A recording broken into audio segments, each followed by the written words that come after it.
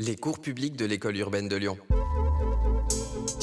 Pour le partage des pensées contemporaines autour des mondes urbains anthropocènes.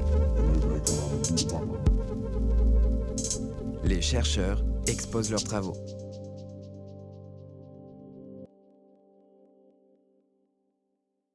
Bonsoir à toutes, bonsoir à tous. Merci d'être présents pour ce premier des 7 cours publics que l'école urbaine lance cette année, 2020. Chaque soir, à 18h30 ou à 18h dimanche, un cours public sera lancé d'une durée d'1 heure, peut-être sauf ce soir, je vais expliquer pourquoi. Et ces cours publics se poursuivront jusqu'au mois de mai, le mercredi ou le vendredi matin. Les calendriers sont disponibles sur le site de l'école urbaine de Lyon et même sur le programme du festival.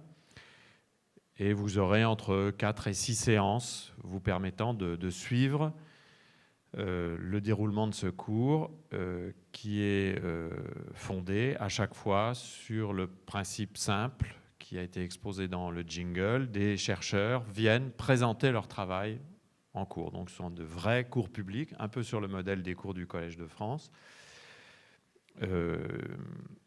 avec des approches qui sont parfois un peu ardues et qui correspondent au travail en cours de chaque chercheur.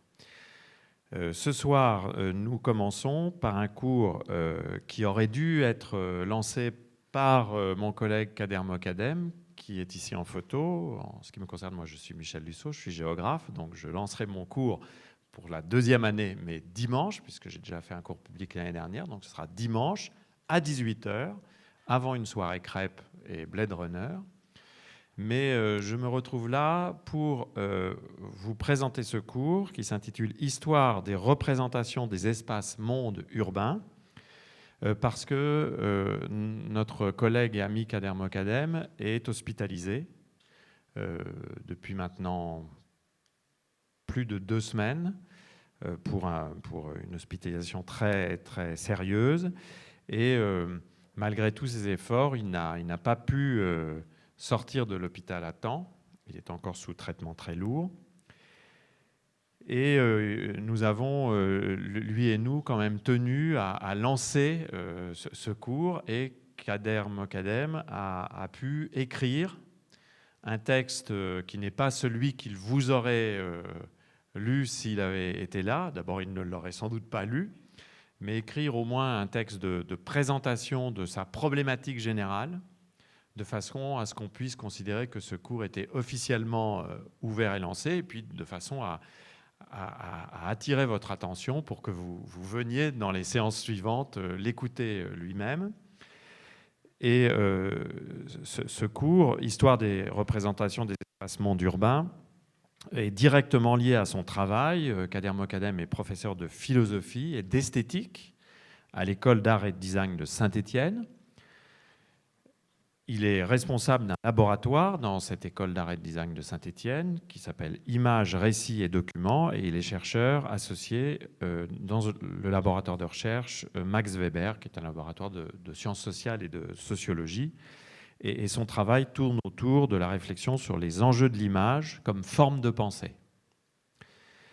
Et il nous avait semblé, à l'école urbaine, très important qu'il y ait un cours public d'un collègue spécialiste de ces questions de l'image, et de l'image comme forme de pensée, et de l'image comme manière de penser l'anthropocène. Voilà pourquoi nous avions fait appel à Kader. Et il nous a donc donné ce petit texte que je vais lire en essayant de ne pas sortir de son texte, ce qui me sera difficile puisque je suis bavard comme une pie et j'aurai évidemment à chaque fois envie de commenter chaque phrase. Et je me suis simplement permis d'ajouter quelques images qui sont les images auxquelles Kader Mokadem fait référence dans son propre texte. Donc ça ne durera pas 1 heure, mais ça sera une manière de considérer que le cours est bien lancé. Merci en tout cas de votre présence et de votre intérêt pour ces cours publics et pour cette thématique. Voilà. Donc maintenant, je commence à lire. Chers amis, des raisons médicales ne me permettent pas d'être physiquement présent. Il m'a fallu, puisque ma documentation était inaccessible et partiellement perdue lors de mon hospitalisation à l'étranger, reconstruire à l'hôpital de la Croix-Rousse la trame de ce premier moment. J'ai, en reprenant cette trame, voulu être plus synthétique encore. L'idée du cours que je vous propose est assez simple. Permettez-moi de l'exposer ainsi. L'histoire de l'art traditionnel donne une fausse idée de la succession des systèmes de représentation et ne permet pas de comprendre comment les pratiques artistiques s'articulent à des questions liées à leur modernité. Je pense qu'une des questions cruciales de l'art est de nous faire prendre place dans un monde qui n'est pas ou qui n'est plus notre propriété. L'art doit donc nous permettre de ménager une manière d'occuper, d'habiter le monde, non pas seulement une manière de prendre possession du monde. Rappelons-nous que chaque moment de colonisation conduit à une réévaluation des systèmes de représentation. Pensons au rôle de l'orientalisme, par exemple, mais plus près de nous, à la conquête spatiale et à ses images, mais aussi aux formes de représentation que les guerres actuelles produisent, comme le montre par exemple le rôle des drones dans la culture de l'image contemporaine. L'art doit donc nous ménager une manière d'occuper le monde et de l'habiter, et non pas simplement une manière d'en prendre possession. Les représentations artistiques ne sont donc pas simplement des perceptions gratuites offertes à notre seul plaisir. Elles portent souvent, et souvent de manière cachée, une appréhension du monde, une autre appréhension du monde. Je souhaiterais que ce cours, à sa manière, rende compte de ce phénomène. Ce cours va s'articuler sur un ensemble de 4 séances à la suite de cette présentation synthétique, s'échelonnant de janvier à mai, dont je rappelle le calendrier, vendredi 20 mars, vendredi 10 avril, vendredi 24 avril, vendredi 15 mai. Vous voilà renseigné. Ça, c'est moi qui l'ajoute, pas Kader. Je tiens à vous rappeler, dans le cadre de cette séquence inaugurale d'intervention sur l'histoire des représentations des espaces-mondes urbains, que cette réflexion intègre le cadre d'un séminaire de recherche que je dirige, plus large, consacré au problème du récit et de la fiction, que je mène au sein de l'équipe de recherche Images, Récits, Documents de l'École supérieure d'art et de design de Saint-Étienne, qui, vous le savez, fait partie de la Cité du design à Saint-Étienne. Pour ceux que cela intéresserait, je pourrais communiquer le déploiement des séances de ce séminaire plus vaste qui se tient donc à Saint-Étienne. Mais revenons-en à ce cours Histoire des représentations des espaces-mondes urbains. Il faut bien comprendre que les représentations ne fonctionnent jamais comme un système clos, mais qu'elles s'articulent toujours à d'autres configurations signifiantes. Les villes, les espaces urbains ont toujours été porteurs de récits et de fiction.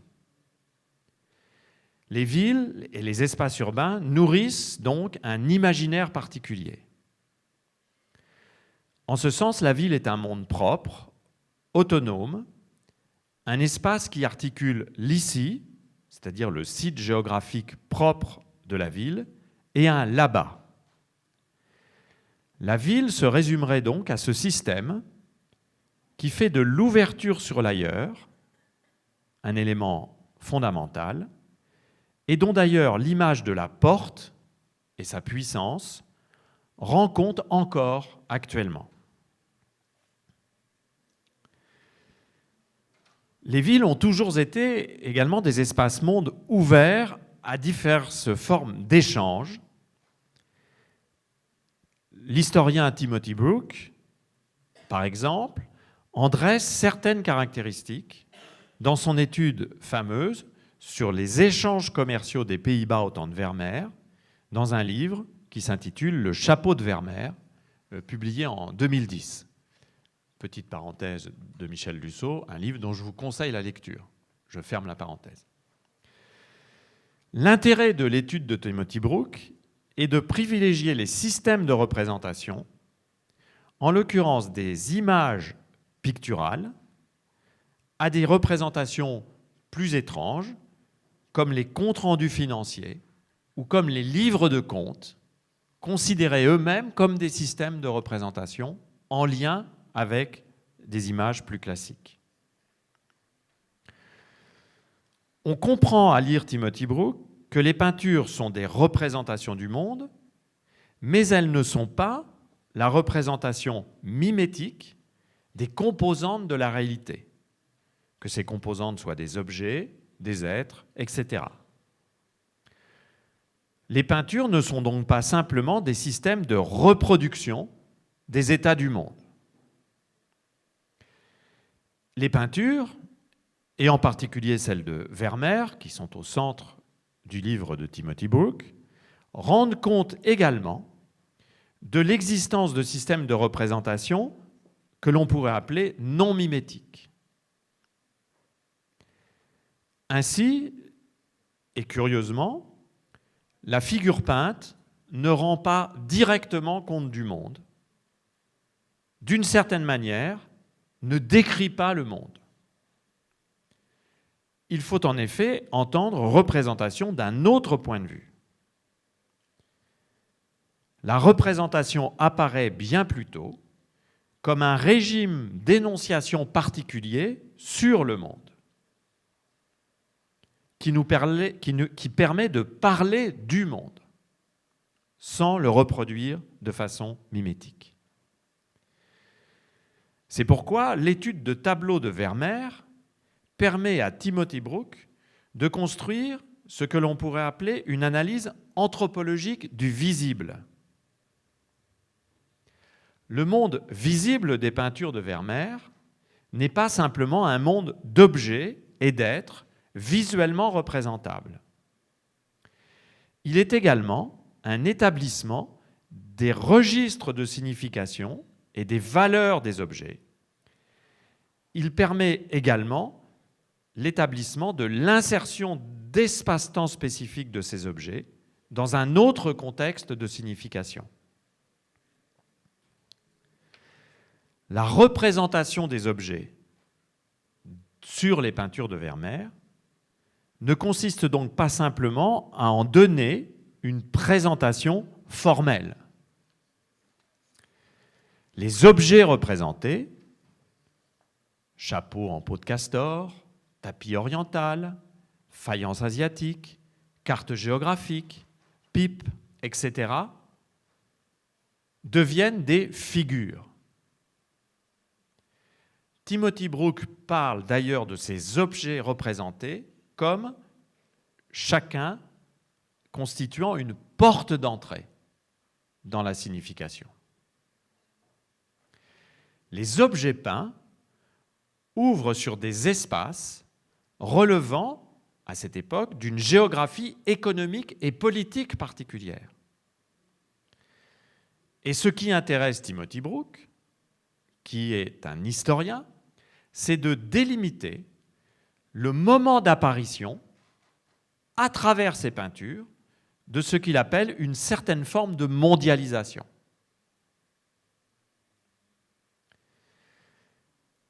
Ces objets ouvrent également à des imaginaires esthétiques porteurs de différenciation dans l'ordre des cultures et des valeurs et dans l'ordre de l'appréciation des objets. Enfin, ces objets autorisent la création de nouvelles formes narratives à partir de leur représentation.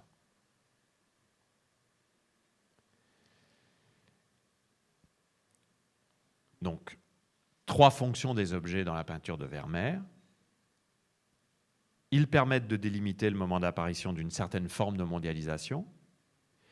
Ils ouvrent à des imaginaires esthétiques spécifiques et ils permettent la création de nouvelles formes narratives. La manière inédite avec laquelle Timothy Brook construit son travail d'historien le rapproche très souvent plus d'une anthropologie historique des imaginaires que d'une stricte histoire sociale et économique, une anthropologie historique des imaginaires qui se déploie dans une constellation de penseurs très différents, mais très importants, comme par exemple Tim Ingold, anthropologue britannique, auteur notamment d'une brève histoire des lignes, publiée en français en 2013, qui doit être à la librairie partenaire de cette semaine. James C. Scott, anthropologue, auteur notamment de Homo domesticus, une histoire profonde des premiers États, publié en français en 2019, ou Keith Lowe, auteur en 2013 d'un livre intitulé L'Europe barbare, 1945-1950. Le point commun de ces trois auteurs, Tim Ingold, James C. Scott, Keith Lowe, est qu'ils mènent une enquête historique, mais une enquête historique sur les systèmes de construction des formes narratives, qui sont des formes narratives qui ont une histoire sociale et politique, et qu'ils mènent également une enquête historique sur le mode d'auto-représentation de l'histoire, contenu à travers et dans ces images, et sur la manière dont se construisent les récits de représentation que ces images supportent. Notre cours s'intéressera au même type de questionnement et à des modes d'approche similaires. Donc je reprends ce que dit Kader Mokadem. Donc le cours s'intéressera à une enquête historique sur les systèmes de construction des formes narratives propres à une époque, sur la façon dont une époque s'auto-représente et sur la façon dont se construisent les récits pouvant restituer justement une culture, une sensibilité et une manière de se concevoir. Comment se constituent, selon les époques, des pratiques de représentation des espaces mondes urbains ? Quelle est donc l'histoire des systèmes de représentation des espaces mondes urbains ? Répondre à ces questions ne consiste pas simplement à proposer une histoire des techniques de représentation des espaces, mais bien plutôt de voir comment s'instituent les enjeux cognitifs, esthétiques, sociaux, culturels, politiques de tel ou tel type de représentation.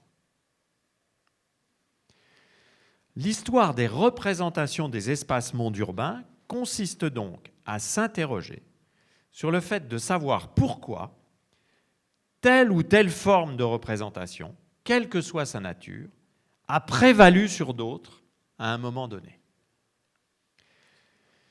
Car il faudra bien le montrer, les systèmes de représentation ne sont pas des évidences premières qui s'imposent facilement. Les systèmes de représentation ne sont pas des données. Ce sont des formes générées, historiquement construites, qui entrent en concurrence les unes par rapport aux autres.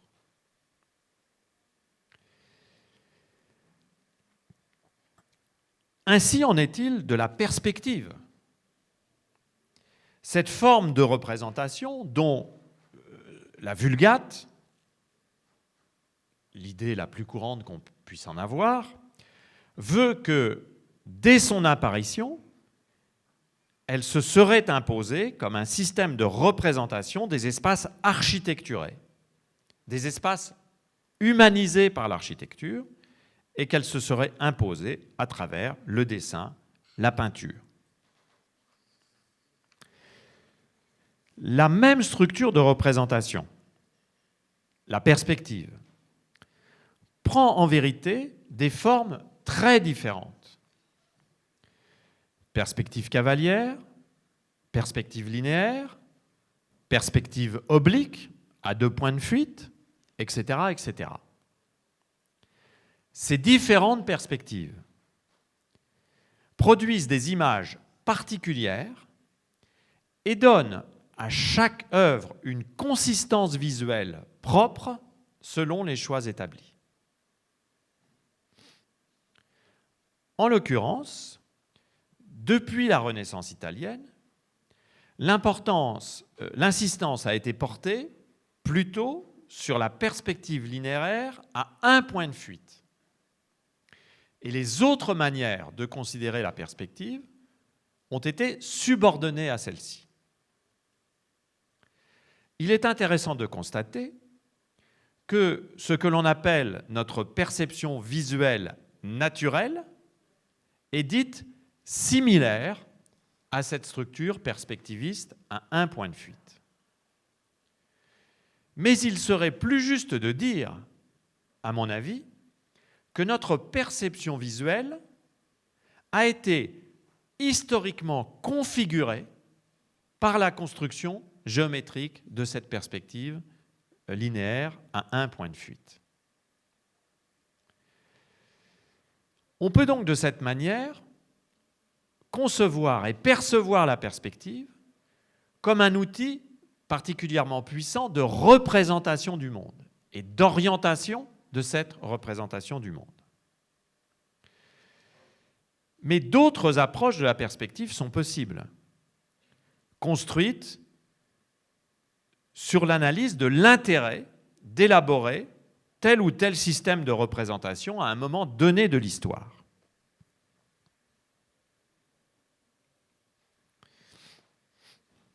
Daniel Arras, parenthèse, Daniel Arras, très célèbre historien de la peinture, mort il y a maintenant une quinzaine d'années. Daniel Arras, en 1999, dans ce livre majeur, L'Annonciation italienne, une histoire de perspective, petite parenthèse, une histoire de perspective et pas une histoire de la perspective, une histoire de perspective, a construit paru aux éditions Hazan, a construit son interprétation de la perspective en fonction de l'analyse du discours religieux se développant à l'époque, donc à partir du XIVe siècle, et posant la question du déroulement de l'histoire humaine, et posant en particulier un problème mathématique, si l'on peut dire, le problème de savoir comment l'infini peut être représenté dans le fini.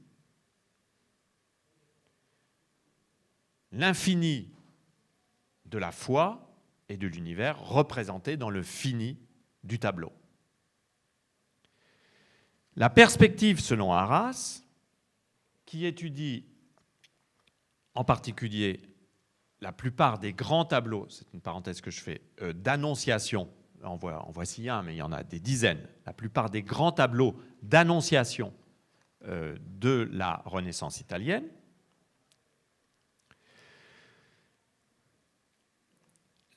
ces tableaux, pour Daniel Arras, traitent un problème qui évidemment aujourd'hui peut nous apparaître lointain, qui est le problème de savoir comment l'histoire humaine peut se condenser en un point d'articulation, en particulier d'articulation narrative entre les récits de l'Ancien et les récits du Nouveau Testament. Et ce point d'articulation, c'est justement celui de l'Annonciation. Je ne vous refais pas le pitch, c'est une parenthèse, donc c'est l'annonciation par l'archange de sa maternité à la Vierge.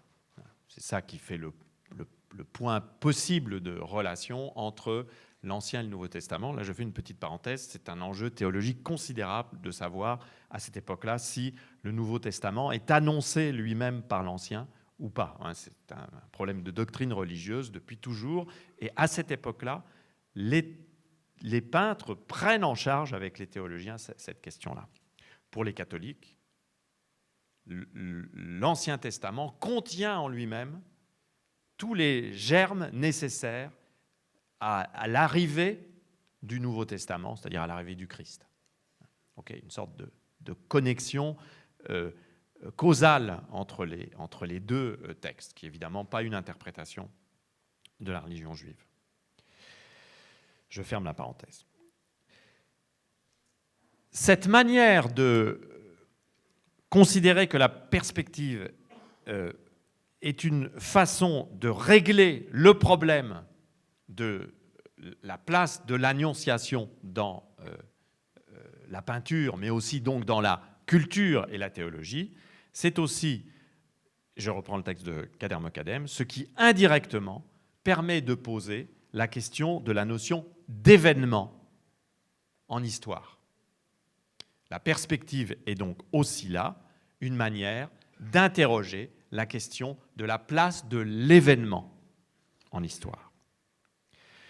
L'ouvrage d'Arras déroule donc cette interprétation philosophico-théologique.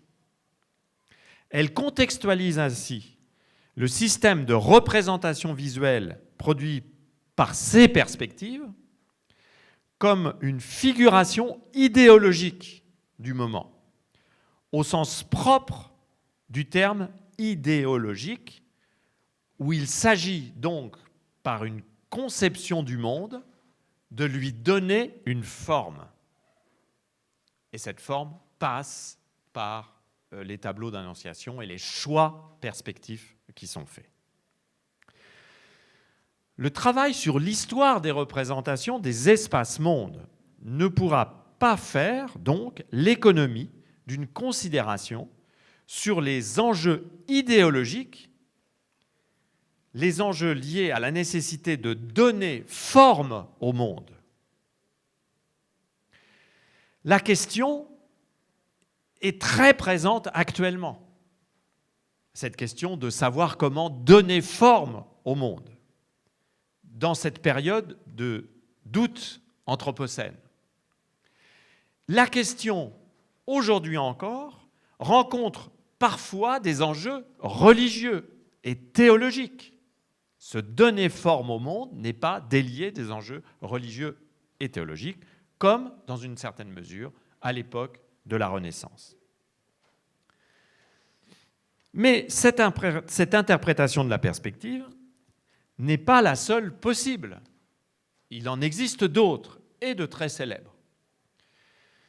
Par exemple, celle proposée par Hubert Damisch, parenthèse, très grand historien de l'art, qui a développé en 1987 une analyse fameuse dans un livre essentiel appelé « L'origine de la perspective ». Son analyse fait de la perspective l'invention technique qui permet de donner un horizon d'apparition, c'est son expression, au sujet, c'est-à-dire à l'individu et à son individualité naissante au moment du Quattrocento, donc du XVe siècle pour nous. Donc vous voyez, une autre interprétation que celle donnée par Arras. Là, il s'agit de donner forme à l'apparition de l'individu à travers la perspective. Pour Hubert Damisch, c'est la perspective qui pose le cadre, le décor, qui définit les conditions d'apparition du sujet moderne. C'est pourquoi, pour Damisch, la perspective est une représentation vide en attente de son comblement, son remplissage, par l'apparition du sujet, de l'individu, dans un espace qui lui serait propre.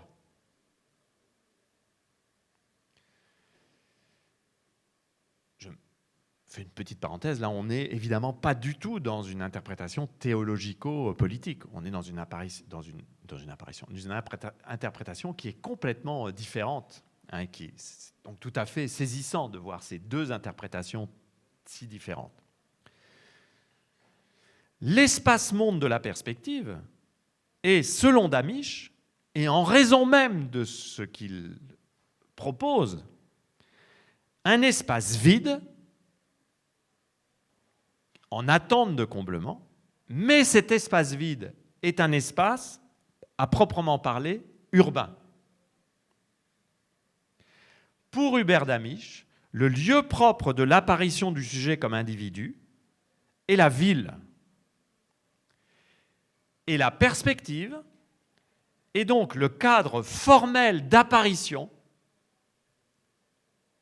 de figuration de ce lieu propre, et la condition sine qua non pour que le récit individualiste puisse naître et se déployer. Interprétation théologico-politique côté Arras, interprétation politico-individualiste, plus laïque du côté de Damisch. C'est ainsi qu'il analyse les panneaux que je vous ai retrouvés, très célèbres, que l'on appelle les urbinate, hein, donc les panneaux qui sont des panneaux anonymes qu'on associe généralement à la ville d'Urbino, en Italie. Ces trois panneaux urbinate, ils ne sont que trois, hein, qu'on appelle également les perspectives urbinate, sont conservés pour l'un à Urbino. Là, c'est une... pardon, au-dessus, j'ai été un peu vite. Vous voyez bien que les deux tours jumelles, là, c'est un rajout, hein, je vous rassure. Ça, je n'ai pas fait attention sur Google quand j'ai cherché les images, mais comme le texte m'est arrivé un quart d'heure avant que je le lise, j'ai fait une erreur dans le choix des images. Mais donc, vous voyez bien que jusqu'il y a très peu de temps, ces panneaux sont repris, et parce qu'ils sont très célèbres, vous les avez sans doute déjà vus. Donc, le premier est conservé à Urbino, un second est conservé au musée de Baltimore, et le troisième est conservé à Berlin. On considère que ces panneaux forment un ensemble qu'on associe donc à la ville d'Urbino. Ils auraient été peints entre 1460 et 1500, avant et après le règne à Urbino d'un personnage très important de l'histoire de la Renaissance qui s'appelle Federico da Montefeltro, qui est né en 1422 et qui meurt en 1480. La perspective, avec cette référence à Federico da Montefeltro, glisse également à un troisième registre. On voit bien avec ces panneaux ce que Hubert Damisch veut dire à propos de cet espace vide qui est l'espace d'apparition du sujet. Mais parce que ces panneaux renvoient aussi au règne de Federico da Montefeltro, ce troisième registre donc apparaît, puisque cette perspective peut aussi être considérée comme une structuration politique de l'espace monde urbain dont Urbino deviendrait le modèle. Vous voyez, on passe cette fois-ci à un troisième registre, théologico-politique, individualo-centré, et un registre de représentation politique de l'espace urbain du moment. L'histoire de l'art contemporaine met à mal ces lectures. Cependant, en effet, les historiens d'art tendent aujourd'hui à dissocier ces trois panneaux qu'on a eu l'habitude d'examiner en série, comme s'ils formaient une série cohérente, et en attribuant à des auteurs différents chacun des panneaux réalisés pour des commanditaires différents. Il n'en reste pas moins que ce rapprochement des panneaux, même remis en cause par l'histoire de l'art, ouvre à une interprétation intéressante.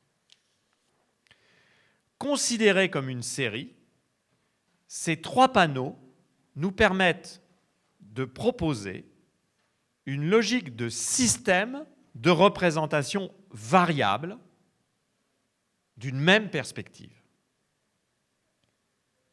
On peut en effet aussi les lire comme la représentation de 3 images de systèmes politiques, démocratiques, monarchiques, despotiques, une interprétation qui a été très souvent faite.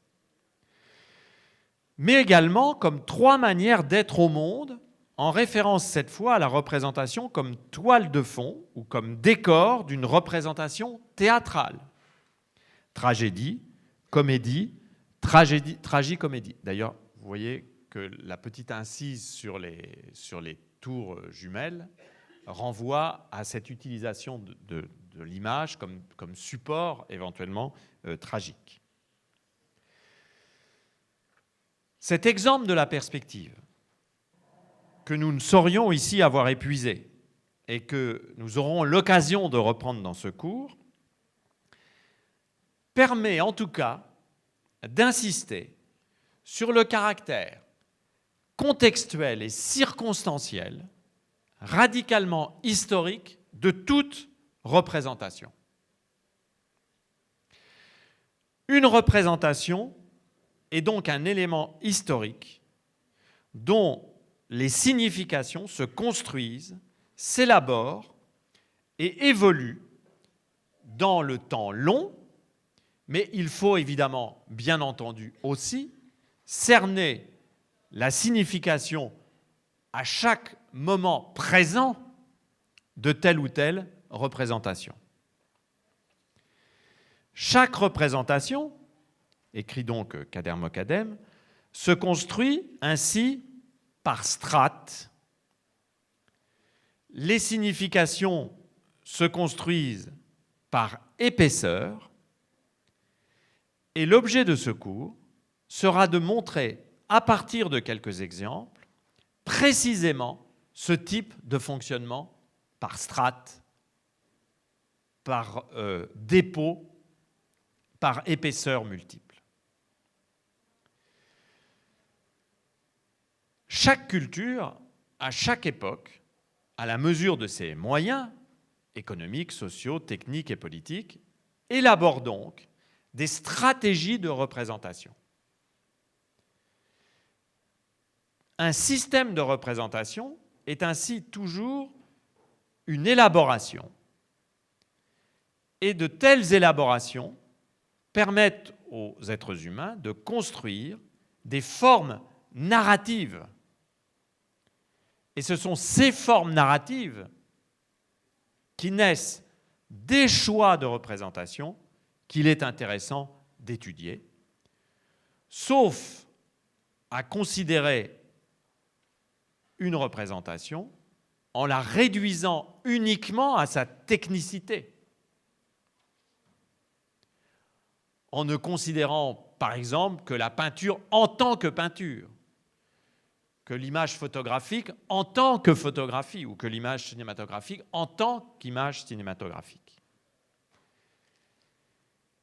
Il est bien évident qu'il faut s'attarder sur la configuration technique des représentations et sur les manières dont la technique et les technologies imposent des cadres, proposent des manières de percevoir. Mais il nous semble fondamental, pour bien comprendre, y compris ces choix de réalisation technique et technologique, de comprendre surtout les enjeux narratifs que portent les systèmes de représentation dominants dans une époque donnée. Pour cela, nous étudierons des formes spécifiques de représentation correspondant à des moments particuliers de l'histoire. Et pour terminer cette courte présentation et problématique, je vous propose de vous donner quelques exemples de ces moments particuliers car je pense que, en ce qui concerne les espaces-mondes urbains, plusieurs formes de représentation sont très révélatrices de la constitution de ces représentations et des enjeux narratifs qu'elles portent. Voici donc ce que nous essaierons d'aborder dans les séances suivantes. La perspective au XVe et au XVIe siècle, que nous venons d'évoquer rapidement et sur laquelle nous reviendrons. La normalisation des formes théâtrales au XVIIIe siècle, avec le passage du théâtre ouvert à la salle de théâtre, qui est un moment décisif de l'histoire de la culture occidentale et de l'histoire des formes de représentation. L'invention du roman contemporain à la fin du XVIIIe siècle, l'invention du roman considérée comme une forme de représentation, faisant naître des images et des récits. Donc l'invention du roman à la fin du XVIIIe siècle et son développement urbain au XIXe, grâce notamment au développement de la presse, qui, on l'oublie trop souvent, porte le développement du roman et porte notamment le succès de sa publicisation. Le déploiement du cinéma au cours du XXe siècle, avec cette question essentielle de ce que le cinéma permet en matière de décentrement de la position du spectateur-regardeur, et les formes encore plus radicales de décentrement du corps regardeur avec les techniques numériques contemporaines. Voici donc quelques-uns des exemples que ce cours abordera.